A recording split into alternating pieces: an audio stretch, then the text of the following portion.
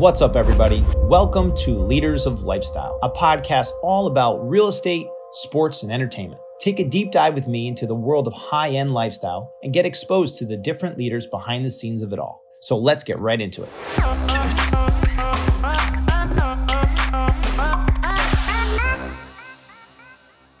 Ladies and gentlemen, welcome to Leaders of Lifestyle podcast. I'm your host, Michael Ferraro, and today we have a super special guest, the First Selectman of Greenwich, Fred Camillo. How are you? Mike, good to be here, Mike. Thank you so much for being on with us. We have so much to cover today, but I thought it would be a great perspective for our listeners and our viewers to kind of understand a little bit more about you and kind of your journey. I know that you are a fourth generation resident of Greenwich. Your family has long roots in the town, from being a resident to a very successful business person to then in politics, where you went and worked at the Capitol up in Hartford, to now First Selectman of Greenwich. Congratulations on all your success, but kind of give everybody some perspective of that story. Well, thank you, Mike. And again, it's an honor to be here. It's, I don't know how different it is, but from other people that have served in this office, but when I was running, a friend of mine who was a seatmate at the Capitol was also running for First Selectwoman of her town, and she found that she was the second female to ever run for that office. So I said, gee, I wonder if I'm any first, second, third, or fourth. And I just did some quick research and found out that if I had won, I would be the first selectman that served in the legislature and served on the RTM, and then ultimately came into this office. Wow. So it was pretty cool. But as my dad, my late dad, would tell me, that and $1.50 get you a soda. That's it. But it was, growing up here and volunteering here since I was a young kid and playing sports. And then after that ended, which went well into my late 20s, I did a lot of coaching and running of clinics and umpiring. I did that, for 35 years. So volunteering and civic involvement's always been part of my DNA, but I always loved politics, and I followed it next to baseball and sports. That was my next thing that really interested me when I was growing up. And I followed it from afar, and then got on the RTM, which is our local legislature, I believe in my early 30s, and then went on to chair the Parks and Recreation Board, which was a natural and which I really loved. And then served on lots of boards and chaired the Republican Town Committee. And then there was an opening in the state legislature, and I ran for a seat that was once held by my late cousin, Michael Morano, who has the bridge named after him. After in 83, he helped secure the funds for that to be rebuilt. So it's been such a great honor to be in a position to serve people. And there's as my friend Billy Ferraro from Costa told me one time, give and forget, receive and remember. And that's what's great about this job, is you just giving of your time. There's no greater payment for that. It's a great honor. So you were always into politics. What was it? Do you remember the first thing you were like, oh, that's the thing? Me personally, my grandfather was an avid Rush Limbaugh listener. He used to pick me up in the old Cadillac before the baseball games or take me to his house on the weekends to hang out. He was my best friend. And it was Rush Limbaugh. I don't know what they were talking about, but all I heard was that. And I put the two and two together, and I always did have a fascination with politics, regardless of the political views. I love the idea of it. Did you have that kind of moment where you're like, that's it? That's great. Well, my first memory of politics, and it's funny you mentioned your grandfather. I was walking in the streets of Stamford with my grandmother, and had to be 6, and I remember her talking about Hubert Humphrey, and she didn't like Richard Nixon because he was for the rich. She said that was her opinion. Yeah, I knew my dad, who was a working class guy, a former drill instructor in the Marine Corps. I knew he was voting for Nixon. Yeah. So I immediately chose Nixon. I love my grandmother, but I was really close with my father, and I just followed it, and I uh, strangely followed national politics, and I loved a governor of California in the early '70s who became a president in 1980, Ronald Reagan, and my two of my dogs are named, one's named Reagan and one's named Teddy Roosevelt. Oh, there you go. But those are my earliest memories of politics, and just followed it. Again, it's the first thing I did in the morning when I was a kid. I'd run and get the New York Post and read the back page, the sports section, and then I'd go read about government and politics. And how old were you when you were doing that?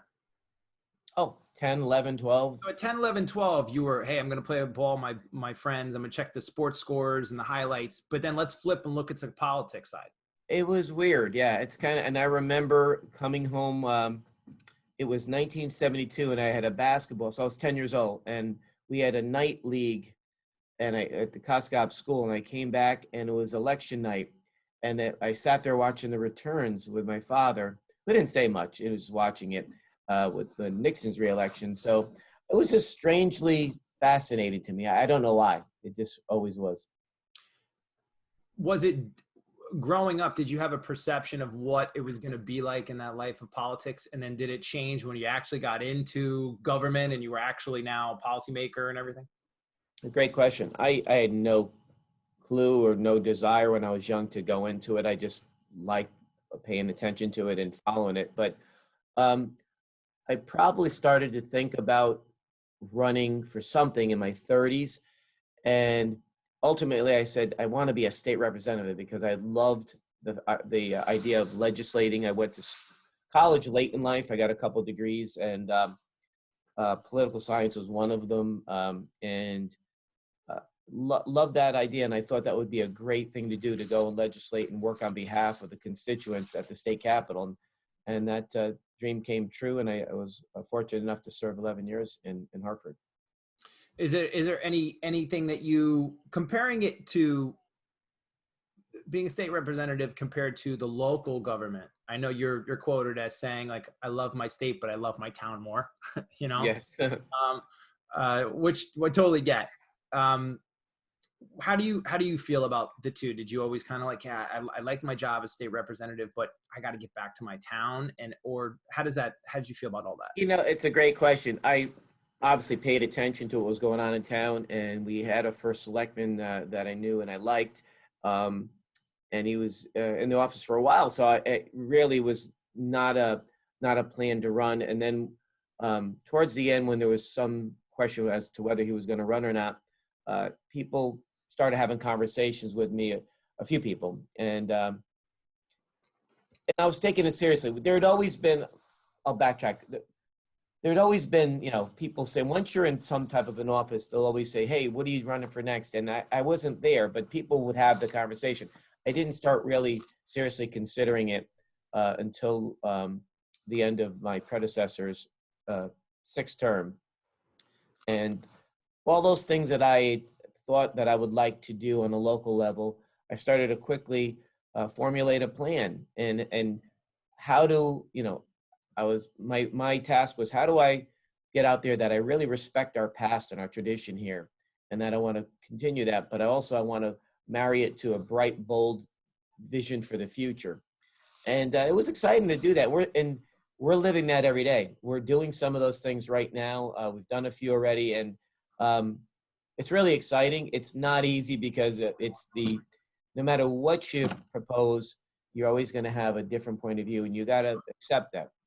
And so you really have to, the skills that I saw and was able to acquire, a few of them up in Hartford, was working with people and allowing for differences and learning not to take everything personal. And that's probably the toughest thing, right? If you read something in the paper that's not true, or something on Twitter or Facebook that's not true, I'm Italian, so the first thing is I want to jump right back at them. Yep.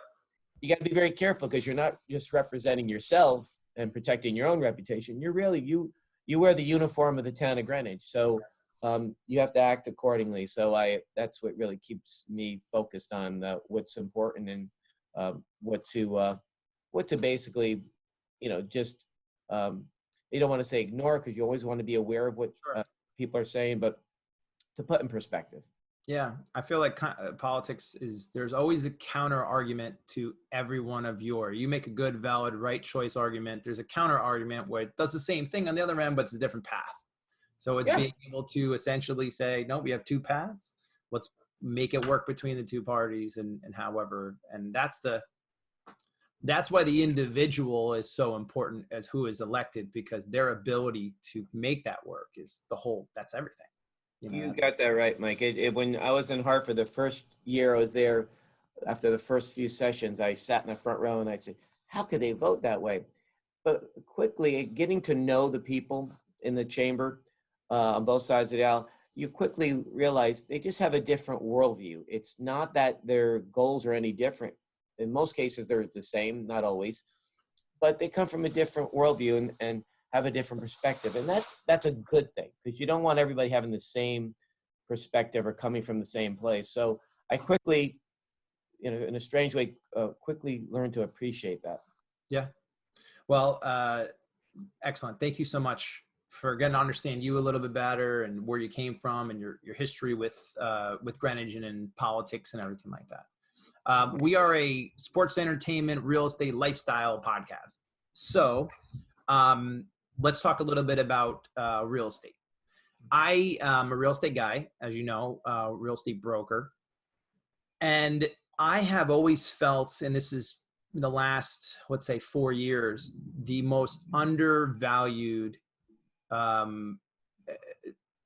place in Connecticut, in my opinion, was Greenwich. And I said that because of everything that Greenwich offered, but with the feeling like sports, entertainment, real estate, things were leaving.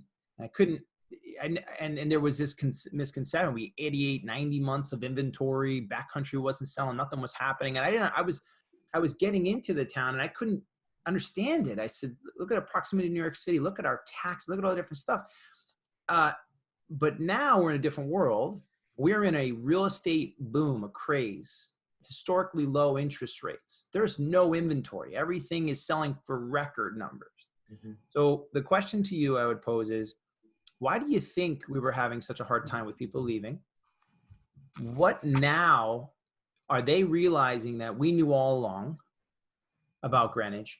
And what are we going to do to see this thing continue going forward? That's a great question. And I would start by saying, no matter how good a town like Greenwich is governed, or the proximity to New York and all that has to offer, or the fact we have beautiful shoreline and a countryside and a hospital. Not many towns have a hospital. Right. And we have a great civic spirit here in town. It's second to none as far as the volunteerism.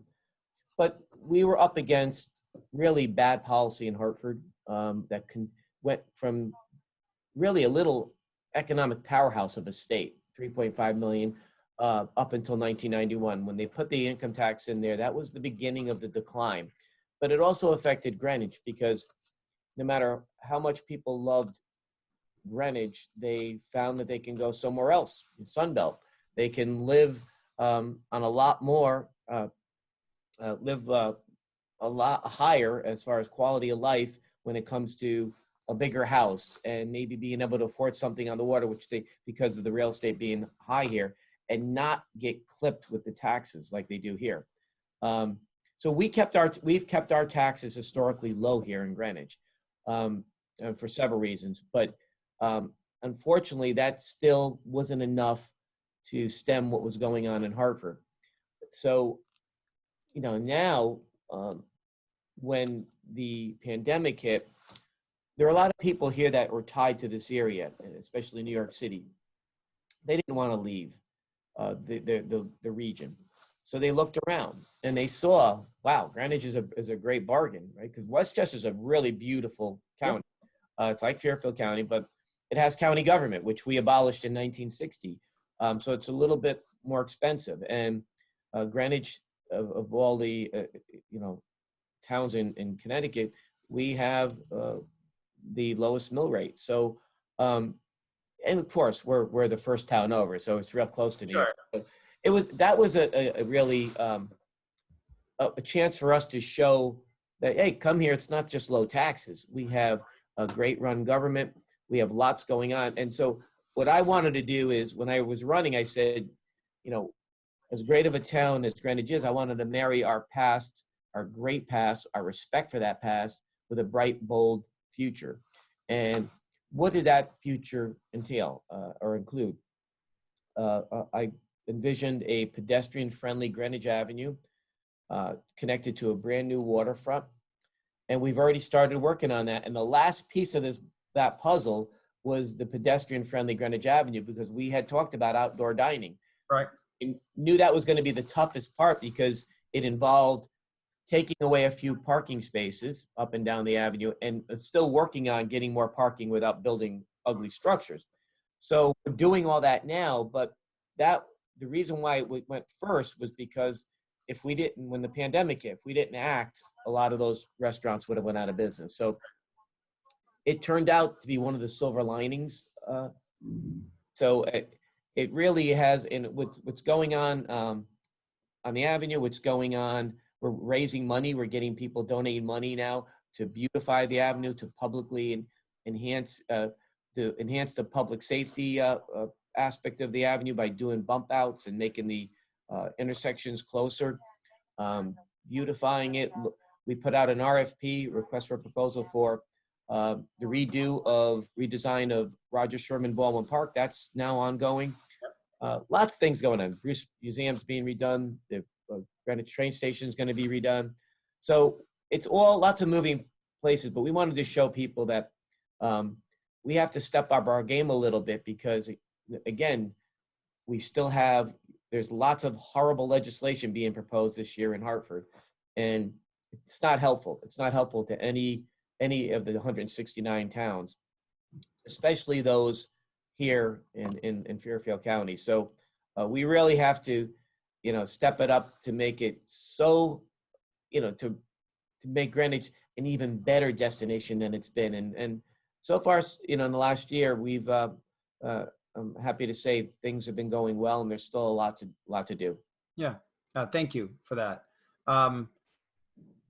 So let's talk a little about it. You kind of segued perfectly. The Greenwich's Future, a vision for the next decade, right? Let's just title it that. The theater, the park, Greenwich Avenue. I know that that's interesting with the train station. It's the only privately owned train station in the state of Connecticut. Yes. Awesome. We talked about recycling, keeping the mill rate low, taxes, the whole thing. So you've put we've done a really good job. Obviously you've done a really great job. The COVID did you find that you had to put some stuff on hold because of COVID? Because a lot of the stuff that you're working on policy-wise and to kind of make Greenwich a desirable location kind of happened because people came. But now they're here. We're going to do the policies to keep them in the state. But did you find anything had to take a pause? And what are we doing going forward with those things? Is anything up on the horizon? Let's talk future and all those avenues. Yeah, another great question. Yeah, so we really stuck to what we were going to do. Certainly, COVID, we were doing daily meetings at the Emergency Operations Center, and then daily press conferences. Now we're doing weekly for both.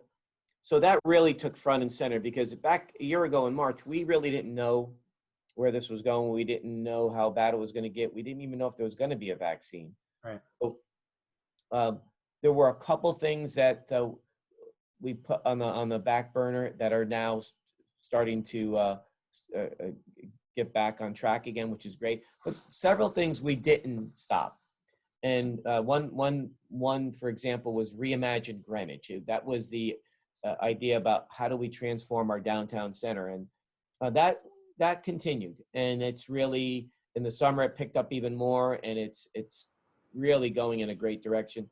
We're trying to do that with all the sections of Greenwich. Some are a little ahead of others. In one section, they want to do it, but their half wants to go in one direction, half wants to go in another. So they'll work it out. but they know that they have a willing partner here in Town Hall that will help them in any way we can to, again, step up the game a little bit. Right. Greenwich, every single part of Greenwich, a destination, even more of a destination than it has been for the last 100 years. Do you have anything in your I mean, we're talking the changes you're making, and that's why you titled it, really a vision for the next decade. And this is a decade worth of work that you're talking about to kind of take something that was already amazing and increase it so that people would come, but they're already here. So we want them to stay, and we need even more people to come. What's in the queue right now to that's in my target? That's my thing. I'm working on that right now. That's a big thing for 2021. Well, there's several things. For about 30 years, we've been talking about getting a new Civic Center in Old Greenwich. And each time there's been a committee and they've done some great work, and for reason it would fall apart at the end because there was just no agreement. We've gotten the approvals now for that. We're going forward with that. It's in the budget. You got the land use approvals, but it's in the budget.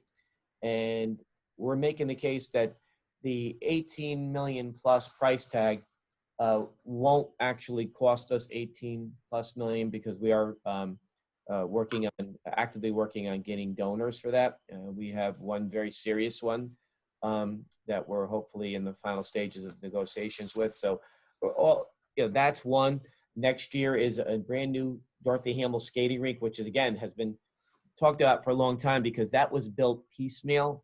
So of course it's not one of the nicer rinks in Fairfield County, because in 1972, when we first put the rink there, my Aunt Rose used to take me skating there, and all there was a slab of ice and boards. That was it. Yeah. So that's long overdue. That's going to get done. The Northwest GEM station, Greenwich Emergency Medical Services, they're going to get, finally, after 6 years, we're going to put a little station up there so those vehicles can be housed, garaged during the winter. So if there's an emergency, nothing, God forbid, whatever, freeze up. Things like that. The remediation of the fields, the contaminated soil at Western Middle School and Greenwich High School, that's in the budget this year. So lots of things that have been long-standing issues, some for decades, not even years, but decades. We're going to get some of them done right off the bat. So that's very exciting. But there's a few other projects that I would have loved to have thrown in again on top of all this stuff in the budget. But again, it's that balance, right? Keeping the mill rate low, pay for what you can, and not burden the taxpayers now and in the future with a bill with money you don't have right now. So some of the worthwhile projects will get done. It's just they're a few years out. I think that's why so many people love you, is that you're the fiscal conservativeness, right? You're common sense, you're business oriented, and you want to see a growth, forward thinking future, but with some fiscal conservatives, going to blow everything up. And oh yeah, thank you so much for saying it. It's really it's so tempting. You look, it's like I liken it to a young kid going by a store that's full of candy in the window. You want it all, but obviously it's not good for your health. And so in this case, it wouldn't be good fiscally for us to do everything all at once. We could do a lot more, but then you're going to have a lot bigger tax bill. And then Greenwich would then lose one of its greatest assets, and that you never want to lose that. Oh, absolutely. There's no question our biggest, real estate commodity was Westchester. The influx, the Westchester buyers were massive. And now we're seeing them from New York City heavily. They don't have to make the commute anymore, working from home. Hamptons is a second home world. It's become, Greenwich now. Yes. So it's and in Florida, even people saying, I don't know if I want to make the trek anymore, that sort of thing. So it's been, from a real estate perspective, Greenwich is, with the taxes, has just been such a desirable location for so many people. Speaking of that, and this is going to kind of round off the real estate stuff, where do you see the commercial and residential development of 2021 and beyond for Greenwich? How does it look compared to before, and where do you see it going? Any policies that help promote that world? How should people feel about it? Well, we're blessed with a great zoning commission and great volunteers there, and also our professional staff. But we also, unfortunately, again, you have mandates from the state, and laws there that allow developers sometimes to do things that you normally wouldn't see in a neighborhood, which could totally change the look of a neighborhood. Hmm. There's so many bad pieces of legislation that have been put in by legislators upstate that are aimed at towns like Greenwich and Darien and Glastonbury and Madison. And it's unfortunate that we all love our local autonomy, and I think that's what makes for historically, which has made our state great. And you've seen a little bit of chipping away of that from policies coming from Hartford. That's a big concern. So you want to stay ahead of that without, again, tearing up what has really worked. We have, I used to love, and still do, pointing out to my colleagues from upstate. I take them around Greenwich and show them all the working class neighborhoods and how diverse it was. Yeah. They were really shocked because they were thinking every street had mansions on them and castles, and it really works. You have all different socioeconomic levels here, and a great, as I said before, a great level of civic participation, lots of volunteerism. So, we worry, what's going on in Hartford, but as far as, development here, leaving that alone from Hartford, they do a really good job about keeping Greenwich green and keeping it really a beautiful place, not only to live, but to visit and just to drive down the street. You don't see monstrosities all over the place in areas where they shouldn't be. And I say that knowing full well, there are people who grew up here who, say, well, it's never the way it used to be. And I hear that all over. Wherever I go, if I'm going through a town in Northwest Connecticut, it's beautiful, rural, and I'll say, what a beautiful Norman Rockwell-like town. And they'll say, they ruined it. The townies will say that. So you're always going to have a little bit of that. But for the most part, we really are blessed with a great zoning commission. Yeah, I mean, again, to just promote Greenwich, I mean, you have Backcountry, you have Upper Cross, Lower Cross, South Parkway, Coscob, Old Greenwich, Riverside, you have, Glenville, all these different areas of Greenwich. I mean, it's so big and so diverse that there is something for everyone.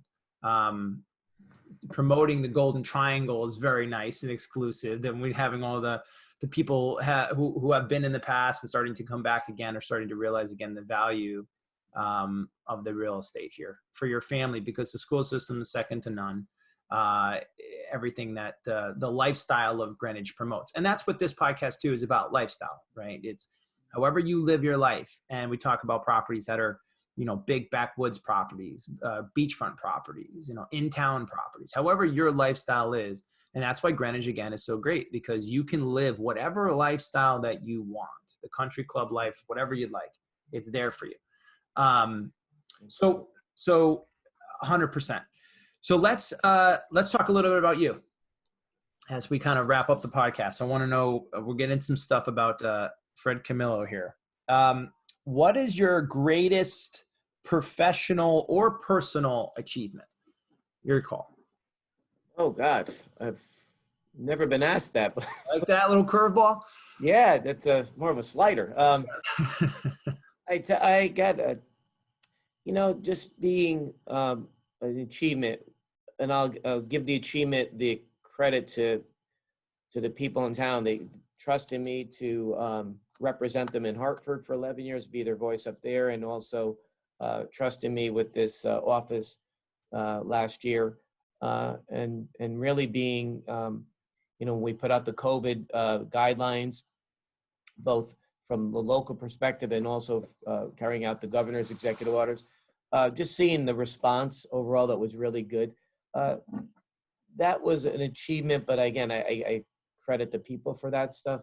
But, just not really many, I never really thought about that question. It's, I've been very, very blessed to grow up in a place that afforded me the opportunity to learn about volunteerism, and to be able to walk down the street and without fear of getting shot. I mean, lots of places, lots of places around don't have that security, right? And we take it for granted that you live in a very safe community, and where people look out for one another. And growing up in Casca, I could tell you, if you did something wrong, one of the neighbors would have grabbed you, and sometimes didn't even tell your parents, and you didn't want them to tell your parents. And it was a different time, but I wouldn't trade it for anything in the world. So just, again, not much on the achievement side, just very blessed to be in a position to serve. Fair enough. Okay. What's something that the public, just people, I mean, you're a public figure, obviously. What's something that the public doesn't know about you? Maybe something you nerd out on, or something about yourself? God, I mean, with Instagram and Twitter, and It's hard to have something private now, right? Yeah. Yeah, I mean, I love to kayak. I love to hike. I love my animals that I'm always with, and you know, walk to the gym every morning or as early as I can before work. You know, but that's, I don't, you know, it's hard to know what people know and what they don't know. I know they see the weekly e-blast we do each Friday. So they're familiar with some things, but you just never know what. But you know, you watch that, you know, Greenwich in the Next Decade video from that we did, I think, last winter. So that stuff is out there. So you really don't know what people have watched and whether they watch it all. So you always assume, you know, like anything else, that they don't know anything, and you're always. Go back to the old Joe DiMaggio story where someone said, "Joe, why did you run out of ground ball to shortstop? You know, you're this late in your career, and you know you want to save your legs." And he said, "There's somebody watching me for the first time today, and there's somebody watching me for the last time." That's right. That's how you really. I try to. This job is that people are judging you for what you do right now and today, not by what you did or your success, you know, 3 years ago and 2 years ago and last year.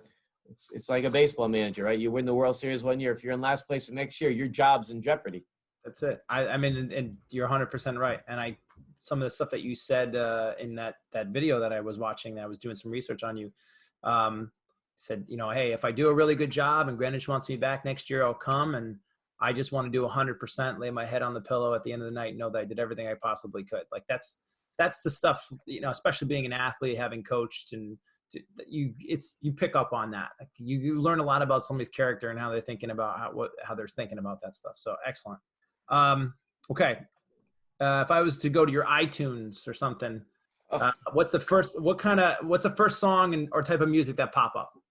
Well, you know, Sinatra is number one. Okay, so Sinatra, the boards on there. Chairman of the board. I do love the 70s, easy listening, Southern rock. I've started to like country music a lot. I drove to Florida a couple of years ago, one of my German Shepherds, and I had to listen to country music. There was nothing else playing, and I really got to like it. So there's just a few types of music that I don't know much about. I can just picture you driving to work before a big meeting, playing, you know, "Did It My Way" by Sinatra.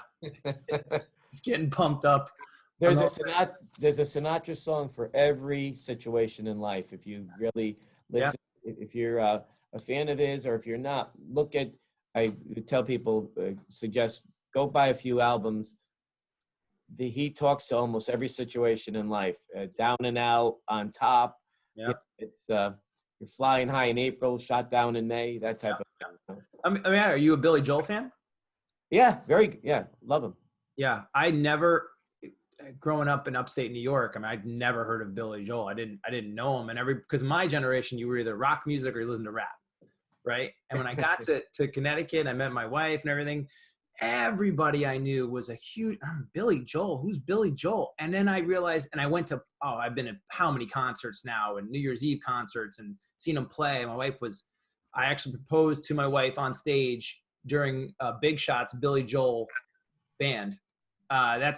She was singing "We Didn't Start the Fire," and I proposed to her on stage in front of everybody for her birthday. And oh my God, that's great! So I was like, Billy Joel. I mean, how could you not? Growing up in our area, how did I not know about Billy Joel? But yeah. So Billy Joel was another one that I switched in country music too. Yeah. I mean, I go to and sometimes I hate to say, once in a while they accommodate some of us older guys that go to the gym, but during the morning, some of the music, I don't even know who's singing. I'm scaring myself because now I'm starting to know the songs. Oh, there you go. You're singing to the new iTunes and everything. Gotcha. So we open up your fridge. What's in your fridge? Drinks kombucha. I drink a lot of kombucha, probiotics. Of course, I love pasta and pizza, but I really watch what I eat. So, and if I do a little bit of that, it's earlier in the day. Lots of fish, lots of salmon, lots of some yogurt. Pretty organic, lots of organic stuff. I stay away from processed sugar, not good for you. Except for when I go out to a nice Italian restaurant, I will get a little bit of the ricotta cheesecake. That's okay. That's okay. That's my guilty pleasure, but I try to be really good. So I try to stay healthy. Gotcha. All right, here you go. Ready? If you had to choose between one of these two, which would it be? Would you like to wake up and go do a CrossFit class, or would you like to go play around the golf? CrossFit. See, that's I've asked a lot of people, and they've said, "Oh, I'll play around the golf." And I would much rather go do a CrossFit class. Yeah, CrossFit. It's a lifestyle thing. Like what Golf's great. Go do golf after CrossFit. Yeah. Oh yeah. Do our CrossFit and then do CrossFit first. Exactly. We kind of I asked that, but if about music, but you had to sit down on the couch.